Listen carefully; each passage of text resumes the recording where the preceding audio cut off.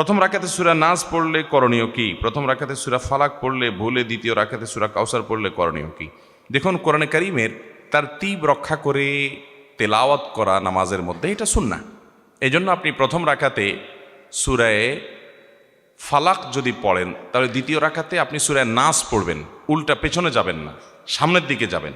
এটাই হলো সুন্নাহ, তারতীব রক্ষা করা। যদি তারতীবের খেলাফ হয়ে যায় নামাজ হয়ে যাবে, কিন্তু এটা একটা অনুচিত কাজ হলো, সুন্নাহর খেলাফ কাজ হলো, নামাজ হয়ে যাবে। নামাজটার কোয়ালিটিতে ত্রুটি হলো, পরবর্তীর জন্য সাবধানে থাকতে হবে, নামাজ হয়ে যাবে।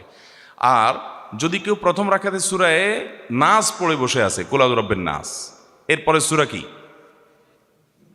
সূরা নাসের পরে সূরার নাম কি? আর সূরাই নেই, নাম থাকবে কোত্থেকে? তো এখন প্রথম রাকাতে বেচারা নাস পড়ে বসে আসছে, বা দ্বিতীয় রাকাতে কি করবে? এই জন্য অনেক ফুকাহে কেরাম পরামর্শ দিয়েছেন, ফুকাহানা পরামর্শ দিয়েছেন যে দ্বিতীয় রাকাতেও সে